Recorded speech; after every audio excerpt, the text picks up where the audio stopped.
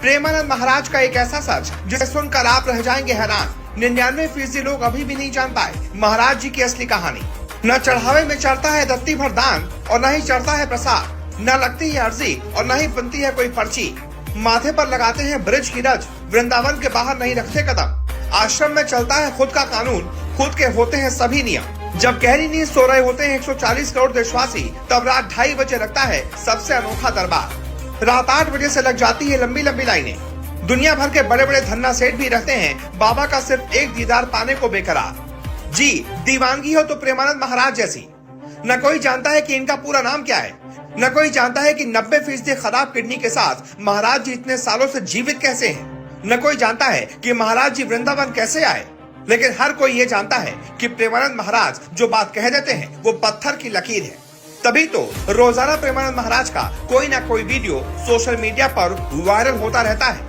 आजकल एक बार फिर से सोशल मीडिया पर प्रेमानंद महाराज बहुत ज्यादा चर्चित हैं। वृंदावन वाले प्रेमानंद जी महाराज अपने विचारों की वजह से काफी लोकप्रिय हो चुके हैं। लोग इनके दर्शन को बेताब रहते हैं। बड़े बड़े सुपरस्टार, बड़े बड़े सिंगर, बड़े बड़े ज्ञानी, बड़े बड़े अरबपति उनके दरबार में हाजिरी लगाने के लिए पहुंचते हैं और एक आम इंसान की तरह उनके आगे जमीन पर बैठते हैं। आधी रात को जब पूरा हिंदुस्तान सो रहा होता है, तब महाराज वृंदावन की सड़कों पर निकलते हैं।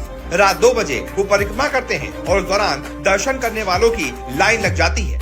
लोग रात 8 बजे से ही महाराज के दर्शन करने के लिए बेताब रहते हैं और महाराज 2 बजे इन सभी को दर्शन देते हैं। प्रेमानंद महाराज की ख्याति का अंदाजा इसी बात से लगाया जा सकता है कि इनके दरबार में बड़े बड़े दिग्गज हाजिरी लगाते हैं। हाल ही में राष्ट्रीय स्वयंसेवक संघ के प्रमुख मोहन भागवत भी जाकर प्रेमानंद महाराज से मिले थे। तो ऐसे में हम आपको प्रेमानंद जी महाराज को लेकर एक ऐसी बात बताने जा रहे हैं जो आज तक किसी ने भी नहीं बताई।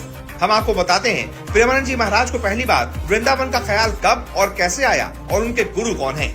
तो आपको बता दें, प्रेमानंद महाराज का बचपन भक्तिमय माहौल में बीता है। उनके परिवार के लोग शुरू से ही गीता का पाठ किया करते थे।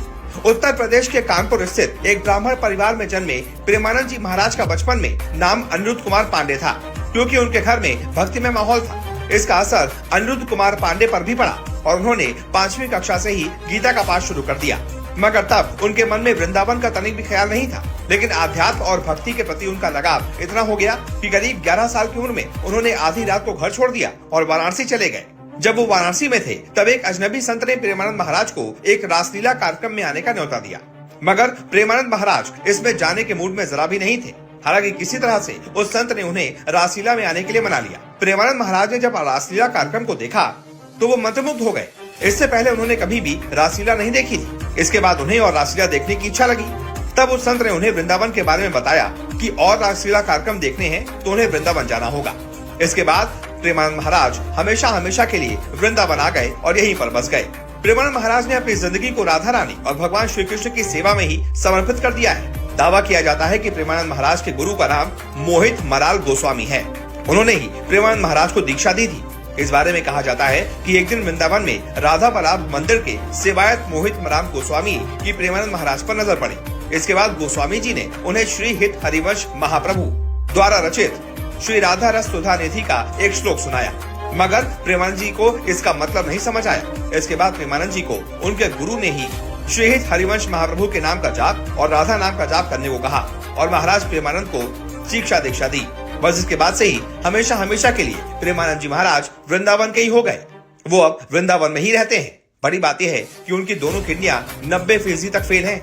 महाराज जी दिन भर में 100 मिलीलीटर तक पानी नहीं पीते, उसके बावजूद शान से जीवन जीते हैं और पूरा अपना जीवन उन्होंने राधा रानी को ही यानी कि भगवान को समर्पित कर दिया है। तो कैसी लगी महाराज प्रेमानंद जी की ये बात? जो भी आपकी राय हो कमेंट करके जरूर बताएं।